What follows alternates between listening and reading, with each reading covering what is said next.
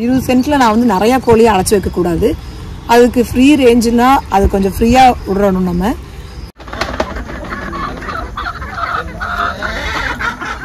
இது வந்து 7 months ஆச்சு. இதுக்கு மார்னிங் வந்து உள்ள கட்டி போட்டுருவோம், நைட் ஆனால் திறந்து விட்டுருவோம்.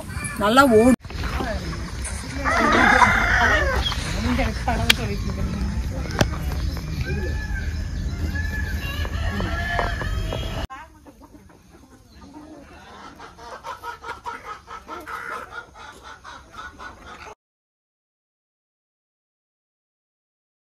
ஹாய் ஃப்ரெண்ட்ஸ், இன்னைக்கு கோயம்புத்தூரில் சிங்கானூரில் நேட்டிவ் ஃபார்ம்ஸுங்கிற ஃபார்முக்கு வந்திருக்கோம். இங்கே மேக்ஸ் டீச்சர் ஒருத்தவங்க ஃபார்ம் நடத்திருக்காங்க சக்ஸஸ்ஃபுல்லாக. அவங்கள பற்றி கேட்டு தெரிஞ்சுக்கலாம் வாங்க. எல்லாருக்கும் வணக்கம். நான் வந்து ஒரு மேக்ஸ் டீச்சராக ப்ரைவேட் ஸ்கூலில் ஒர்க் பண்ணிகிட்ருக்கேன். நாங்கள் ஒரு டென்னிஸ் கோர்ட் ரன் பண்ணிகிட்ருக்கோம் ஃபேமிலியாக.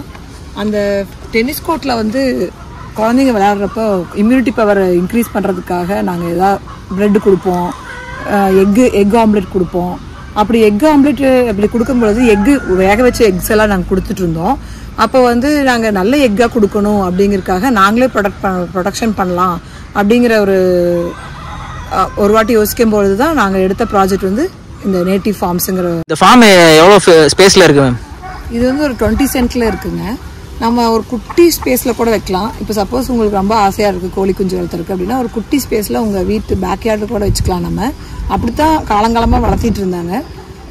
பார்த்தீங்கன்னா நீங்கள் அப்போ வந்து கம்மியான நிறைய இப்போ வந்து நான் 20 சென்ட்டில் நான் வந்து நிறையா கோழியை அழைச்சி வைக்கக்கூடாது. அதுக்கு ஃப்ரீ ரேஞ்சுனா அது கொஞ்சம் ஃப்ரீயாக விடணும். நம்ம எவ்வளோ ஸ்பேஸ் இருக்கோ அதுக்கு தகுந்தமான கோழியை வளர்த்துனோம்னா நம்மளுக்கு லாபகரமாக இருக்கும். மேம் இந்த ஃபார்ம் எப்போ ஸ்டார்ட் பண்ணிங்க மேம்? நாங்கள் செப்டம்பர் மந்தில் கன்ஸ்ட்ரக்ஷன்ஸ் எல்லாம் ஆரம்பித்தோம், இந்த வேலியெல்லாம் போடுறதுக்கு ஆரம்பித்தோம். அதுக்கப்புறம் ஜான்வரியிலேருந்து தான் 7 months பிஃபோர் தான் நான் கோழியெல்லாம் எடுத்தோம். எனக்கு ரொம்ப உறுதுணையாக இருந்தது வந்து பிஏசி ஃபார்ம்ஸில் இருக்கிற ஓனர்ஸ் ஜோஷ்னி அண்ட் சுமித். அவங்களுக்கு நான் ரொம்ப தேங்க்ஸ் பண்ணிக்கிறேன். அதுக்கப்புறம் கோழியெல்லாம் வந்து ராஜ்குமார் அண்ணா கரியாம்பாளையத்துலேருந்து எடுத்தோம். எல்லாமே சூப்பராக ஹெல்ப் பண்ணி கொடுத்தங்காட்டிக்கு நான் கரெக்டான ப்ரீடை சூஸ் பண்ணியிருக்கேன். நான் இப்போ என்ன ப்ரீட் வளர்க்குறீங்க மேம்? நான் வந்து இப்போது இன்டெகிரேட்டட் ப்ரீடு, அப்புறமா நாட்டுக்கோழி இனம் கருங்கோழி, இந்த ரெண்டு கோழியுமே வந்து நல்லா முட்டை போடும். அதனால் இந்த ப்ரீடு எடுத்திருக்கேன் நான். Okay ma'am. ஏன் இந்த ப்ரீடு சூஸ் பண்ணிங்க மேம்? ஆக்சுவலாக 3 வகையான ப்ரீட்ஸ் இருக்குது. ஒன்று வந்து நேட்டிவ் ப்ரீட்ஸு. நேட்டிவ் ப்ரீட்ஸில் பார்த்தீங்கன்னா அது வந்து பெருவடை சிறுவடை. அது வந்து முட்டை போடுற திறன் வந்து அதுக்கு ரொம்ப கம்மியாக இருக்கும். அதுக்கப்புறம் அடப்படுத்துரும். அதனால் வந்து அதை நாங்கள் சூஸ் பண்ணல. மேம் இது என்ன ப்ரீடு? இது வந்து கேரவன் ஹவுண்டு. இது நேட்டிவ் ஃபார்ம்ஸோட 2 காட்ஸ். இவங்க தான், ஒன்று மேல் ஒன்று ஃபீமேல். இது பேர் ஸ்கூபி, இது பேர் Dooby. Okay ma'am.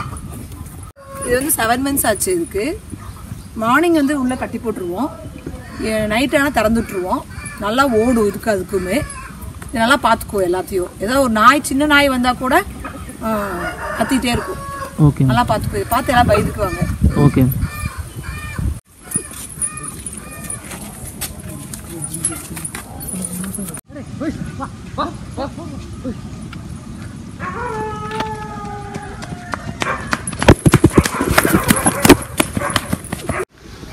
Integrated breeds வந்து கடக்நாத் வந்து 240, அதுக்கப்புறம் 130 இந்த இன்டெகிரேட்டட் ப்ரீட்ஸ் வந்து பண்ணோம். நாங்கள் மேன்மேட் ப்ரீட்ஸை வந்து நாங்கள் சூஸ் பண்ணல. அதாவது கிரிராஜா, வனராஜா அந்த மாதிரி ப்ரீட்ஸ்லாம் நாங்கள் சூஸ் பண்ணல.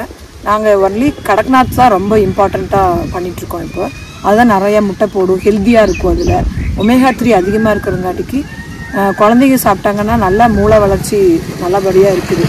அதனால் அதை சூஸ் பண்ணியிருக்கோம். இப்போ கோழிக்கு நம்ம என்ன ஃபீட் கொடுக்குறோம் மேம்? நாங்கள் கம்பெனி ஃபீடு LBLC கொடுக்குறோங்க ஃபஸ்ட்டு. அதுக்கப்புறமா க்ரீன்ஸு, நிறையா க்ரீன்ஸ் கொடுக்குறோம். அதாவது வாழை இலை எடுத்து கொடுப்போம், நிறைய கீரை வகையை கொடுப்போம். கீரையை நாங்கள் வளர்த்திட்ருக்குறோம். இது நாங்கள் கோழி கொடுக்குற ஃபீடு. இது கம்பு, மக்காச்சோளம், கோதுமை இதெல்லாம் கலந்துருக்கு. இதில் இது கொடுக்குறதுனால எதிர்ப்பு சக்தி ஜாஸ்தியாக இருக்கும், முட்டை போடுற திறனும் ஜாஸ்தியாக இருக்கும். இது இப்போ ஃபார்முக்கு வந்து மேஜராக என்ன டிசீஸ் வருது மேம்? எங்களுக்கு அவ்வளோ மேஜராக இது வரைக்கும் வந்தது இல்லை. நாங்கள் ஆர்கானிக்காக டெய்லியும் சுத்தம் பண்ணிகிட்ருக்கோம். ஆர்கானிக்காக எல்லா மெடிசன்ஸும் ஃபஸ்ட்டுருந்தே கொடுத்துட்ருக்காண்டிக்கு எதுவும் அவ்வளோவா வந்தது இல்லைங்க. Prevention is better than cure. அதனால் வந்து நாங்கள் முன்னெச்சரிக்கையாக எல்லாமே ஆர்கானிக்காக எல்லாமே கொடுத்துட்றோம். நாங்கள் ஹெல்த்து வந்து ஃபஸ்ட்டு இம்யூனிட்டி பவர் இன்க்ரீஸ் பண்ணிடுவோம் நாங்கள். டெய்லியுமே கரெக்டான சாப்பாடு போடுறங்காட்டிக்கு இதுக்கு நல்லா ஹெல்த்தியாக இருக்கங்காட்டிக்கு அவ்வளோவா அட்டாக் பண்ணாது நம்ம கோழியை. காலையில் திறந்த உடனேயே வந்து எல்லா கோழியும் பறந்து வரும். அதோட ஆக்டிவிட்டி பார்த்து நம்ம கண்டுபிடிச்சிடலாம். அதுக்கப்புறம் நான் ஃபீடு போடும் பொழுது அந்த ஃபீடை எடுத்துக்குதா இல்லையா, இல்லை தனியாக உட்காந்துருக்கா அப்படின்னு பார்த்து அது சிக்காக இருக்கா இல்லைன்னு கண்டுபிடிச்சிருவோம். அப்போ வந்து ஏர்லி ஸ்டேஜில் நம்ம கண்டுபிடிச்சி அதுக்கான நேச்சுரல் மெடிசன்ஸை கொடுத்துருவோம். நாங்கள் வந்து இயற்கையாக கத்தாழை வளர்த்திட்டு இருக்கோம். இந்த ஃபுல் ஃபார்மே வந்து கத்தாழை ஃபுல்லாக வச்சுருக்கோம். அது வந்து ஒரு பாசிட்டிவ் எனர்ஜியை நம்மளுக்கு கொடுக்கும். இது வந்து அப்படியே கொத்தி கொத்தி சாப்பிட்டு அதுக்கான அதுவும் வந்து இம்யூனிட்டி பவரை இன்க்ரீஸ் பண்ணிக்கும் கோழியும். அப்போ தான் வந்து எக் லேயிங்ஸ் வந்து சீக்கிரமாக ஸ்டார்ட் ஆகும். 6 months 7 months ஸ்டார்ட் ஆகும். எக்கும் வந்து நல்லா ஆரோக்கியமான எக்கு கிடைக்கும். இந்த இலை எல்லாமே கீழே பசலைக்கீரையோட இலை எல்லாமே கீழே எல்லாம் பார்த்தீங்கன்னா இது இல்லாமல் இருக்கும். ஏன்னா இது கொத்தி கொத்தி இதுவே சாப்பிட்ரும். மேம் இப்போ நம்ம மெடிசன் என்ன டைப் யூஸ் பண்ணுறோம் மேம்? இங்கிலீஷா இல்லை நாட்டு மருந்து மேம்? மோஸ்ட்லி கோழிக்கு வந்து கோல்டு தான் ரொம்ப இம்பார்ட்டண்ட்டாக பார்க்கணும். அடிக்கடி சீசன் மாறிட்டே இருக்கிறங்காடிக்கு நம்மளுக்கு கோல்டு தான் சீக்கிரமாக பிடிச்சிரும். அது ஏர்லி ஸ்டேஜில் நம்ம வந்து கண்டுபிடிச்சிடணும். எப்படியும் அது ஓரமாக உட்காந்துருக்குது, தூங்கிட்டு இருக்கிறது, அதை பார்த்து நம்ம கண்டுபிடிச்சிடணும். நான் எல்லாமே நேச்சுரலாக தான் பண்ணிகிட்ருக்கேன். ஜீரகம், மிளகு. எங்கள் ஃபார்முக்குள்ளே பார்த்தீங்கன்னா ஃபுல்லாக மரம் வச்சுருக்கோம். கோழிக்கு வந்து நிழல் வந்து ரொம்ப இம்பார்ட்டண்ட்டு. வெயில் காலத்தில் இந்த வருஷம்லாம் பார்த்தீங்கன்னா பயங்கர வெயில் அடிச்சது. அதிலெல்லாம் வந்து இந்த மரம் இருந்தங்காட்டிக்கு நிறையா கோழி வந்து நல்லபடியாக இருந்துச்சு. நிழல் இருக்கிறங்காட்டி நிழல் பக்கமே தான் போய் நிற்கும் கோழி எல்லாமே. இப்போ கஸ்டமர்லாம் எப்படி பிடிக்கிறீங்க மேம்? நாங்கள் போர்டு வச்சுருக்கோம். இங்கே ஒரு போர்டு வச்சுருக்கோம் நாங்கள். அதுக்கப்புறமா சோஷியல் மீடியாவில் எல்லாமே போட்டிருக்கிறோம். அதுக்கப்புறம் டென்னிஸ் கோர்ட்டுக்கு வரவங்க, எங்கள் பக்கத்தில் இருக்கிறவங்க, ஃபஸ்ட்டு நான் வந்து என்னோடய ஃப்ரெண்ட்ஸு, என் ஃப்ரெண்ட்ஸ் சர்க்கிள், என்னோடய ரிலேட்டிவ்ஸ்க்கு தான் ஃபஸ்ட்டு எக்ஸ் எல்லாம் கொடுத்துட்டு இருந்தேன். அதுக்கப்புறம் படிப்படியாக எல்லோரும் அவங்க என் ஃப்ரெண்ட்ஸ் அவங்க ஃப்ரெண்ட்ஸுக்கு சொல்லி அந்த மாதிரி எனக்கு நிறைய கஸ்டமர்ஸ் கிடைச்சாங்க. இது வந்து நாங்கள் நகரத்தில் இருக்கிறங்காட்டிக்கு எனக்கு ஒரு கஸ்டமர் பிடிக்கிறது வந்து பெருசாக எல்லாம் தெரியல. டெய்லி எக்ஸை டெய்லி சேல் பண்ணிடுவோம். நாங்கள் ஸ்டாக்கெல்லாம் வச்சுக்க மாட்டோம். அதே சமயத்தில் வேறு ஃபார்ம்லேருந்து நாங்கள் வாங்கி கொடுக்க மாட்டோம். எங்களோட குவாலிட்டி வந்து ரொம்ப இம்பார்ட்டண்ட்டாக நாங்கள் ஃபீல் பண்ணுறோம். இப்போ ப்ராஃபிட்டபுளாக இருக்கா மேம்? நான் 6 months இது பண்ணிகிட்ருக்கேன்.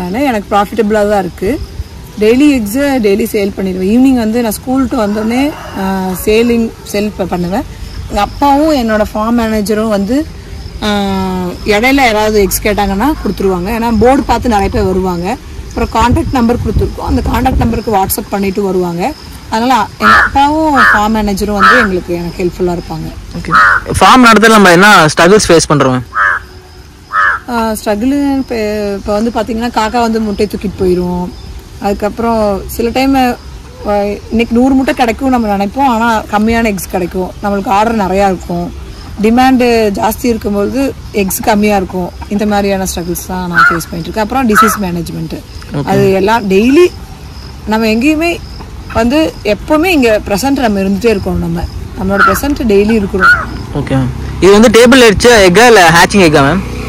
ஹேச்சிங் எக்ஸ் தான். நம்ம இதை வச்சு நிறைய ஹேட்ச் பண்ணிக்கலாம். நம்ம இப்போ வாங்கிட்டு போகிறாங்க, அப்போ அதிகம் வச்சுக்கலாம். வாங்கிட்டு போகிறாங்க. நிறைய பேர் வந்து ஹேச்சிங்காகவும் வாங்கிட்டு போகிறாங்க. Okay ma'am. மேம் இப்போ எக் லேயிங் எப்போ மேம் ஸ்டார்ட் ஆகும்? நான் வந்து இந்த கோழி ஒரு 4 months எடுத்தேன். நான் எக் லேயிங் வந்து 6 to 7 months ஸ்டார்ட் ஆச்சு. சுத்தமான இடம், அதாவது கிளீனினஸ் வந்து ரொம்ப இம்பார்ட்டண்ட்டாக இருக்குது இந்த கோழிக்கு. அதுக்கப்புறம் டெய்லியுமே சுத்தம் பண்ணணும் நம்ம. அப்புறம் அது ஸ்ட்ரெஸ் இல்லாமல் நம்ம பார்த்துக்கணும். அதிக சத்தம் இதெல்லாம் இருக்கக்கூடாது இந்த கோழிக்கு. அதுக்கப்புறம் நம்ம கரெக்டாக ஃபீடு, தண்ணி இதெல்லாம் கரெக்டாக சுத்தமாக வச்சிடணும். நம்ம எல்லா இடமுமே சுத்தமாக இருக்கணும். இப்போது நாங்கள் இந்த இடம் வந்து குப்பை மாதிரி இருக்குது. ஆக்சுவலாக குப்பை வந்து நல்லது கோழிக்கு. ஆனால் நாங்கள் அந்த குப்பையுமே வந்து சுத்தமாக தான் வச்சுருக்கோம். சுத்தமான குப்பையாக வச்சுருக்கோம். எதுவும் பேப்பர் அதெல்லாம் போடாமல் சுத்தமான குப்பையாக வச்சுருக்கோம். நாங்கள் ஒரு சாக்லேட் பேப்பரோ இல்லை ஒரு சாக்கு இதுவோ எதுவுமே நான் வச்சுருக்கூடாது. இது வந்து வெள்ளைப்பூண்டு தொப்பைங்க, தோல், வெள்ளைப்பூண்டு தோல். இது நாங்கள் கோழி கூண்டுக்குள்ளார போட்டுருவோம். போடுறங்காட்டிக்கு இதுக்குள்ள ஃப்ளீ, பெயின் தொல்லை எல்லாம் வராமல் இருக்குது. அது மாதிரி ஸ்மெல்லும் நல்லா இருக்கங்காட்டிக்கு பண்ணையிலேருந்து எதுவும் ஸ்மெல் வராமல் இருக்கும். சரி. ஃபார்மை சுற்றி நாங்கள் ஃபுல்லாக மரம் வச்சுருக்கோம். மகாகனி, ராமர் சீதா, சீத்தாப்பழம், பாதாணி, புங்க மரம், முருங்கை, கருவேப்பிலை, லெமனு, வாட்டர் ஆப்பிள் இந்த மாதிரி டிஃப்ரெண்ட் கைண்ட்ஸ் ஆஃப் மரம் வச்சுருக்கோம். பசலைக்கீரை, கோவக்கீரை இதெல்லாம் நாங்களே வளர்த்திட்ருக்கோம். அந்த கோவக்கீரையிலேருந்து கோவப்பழம் இதெல்லாம் எடுத்து அதுக்கு போட்டுருவோம். அதுக்கப்புறம் முக்கியமாக சாணம், கவுடன் வந்து கொடுக்குறதுனாலக்கே அதுக்கு இருக்கிற புழு, பூச்சி, கரையான் இதெல்லாமே சாப்பிட்ரு வந்தது. அதனால அதை நல்லா கிளறி சாப்பிட்றங்காட்டிக்கு கோழி வந்து ஹெல்த்தியாக இருக்குது. அப்புறம் ஹெல்த்தியான முட்டையும் போடு. முட்டை வந்து நேச்சுரலாக இங்கே போட்டுருவோம். சில டைம் காக்காலாம் தூக்கிட்டு போயிடுவோம். அதிலேருந்து நம்ம பாதுகாப்பாக எடுத்துக்கணும் முட்டையை. இப்போ 6 months ஆச்சு ஃபார்ம் ஆரம்பிச்சு. எவ்வளோ லேர்ன் பண்ணியிருக்கோம் மேம் நம்ம? ஆக்சுவலாக நம்ம எப்போ லேர்ன் பண்ணிகிட்டே தான் இருப்போம். 1 year ஆனாலும் 2 years ஆனாலும் 5 years ஆனாலும் நம்ம வந்து லேர்னிங்கை ஸ்டாப் பண்ணவே முடியாது. எப்போ லேர்ன் பண்ணிகிட்டே தான் இருக்கோம். நம்ம ஒவ்வொரு நாளும் வரும்போது ஒன்று புதுசாக லேர்ன் பண்ணுறேன் நான். அதுக்கப்புறம் புதுசாக ஏதாவது டிசீஸ் வரும், இல்லை நம்ம வேறு கோழி எடுக்கலாமா, அது மாதிரி டெய்லி லேர்னிங் வந்து ரொம்ப இம்பார்ட்டண்ட்டாக இருக்குது. இனிமேல் நான் முழுசாக தெரிஞ்சுக்கிட்டேன் அப்படின்னால நான் சொல்லவே மாட்டேன். நான் இனிமேல் லேர்னிங் ப்ராசஸில் தான் இருக்கேன். நான் என்னோடய மென்டர் வந்து என்னோடய பேக் ஃபார்ம் தான். அவங்க வந்து நான் என்ன லேர்ன் பண்ணுறேனோ எல்லாமே இந்த பேக் ஃபார்ம் மூலமாக தான் லேர்ன் பண்ணுறேன். நான் அவங்க எதுனாலும் என் ஃப்ரெண்ட் அவங்க எல்லாமே ஹெல்ப் பண்ணுவாங்க. மேம் இப்போ வந்து நம்ம கோயம்புத்தூர் சிட்டியில் வச்சுருக்கோம் மேம். இப்போ புதுசாக யாராவது இங்கே கோயம்புத்தூர் சிட்டிஸில் கேட்டாங்கன்னா பண்ணி கொடுப்பீங்களா மேம்? எல்லாத்துக்கும் பண்ணி கொடுப்போம். நாங்கள் கோழி எடுத்து கொடுப்போம். அதுக்கப்புறம் எப்படி ஃபார்ம் செட் பண்ணுறதுன்னு சொல்லி கொடுப்போம். அதுக்கு ஃபுல் அண்ட் ஃபுல் நாங்கள் ஹெல்ப் பண்ணுவோம். இந்த நம்பருக்கு கான்டாக்ட் பண்ணிங்கன்னா பேக் ஃபார்மும் நாங்களும் சேர்ந்து கண்டிப்பாக எல்லாத்துக்கும் ஹெல்ப் பண்ணுவோம்.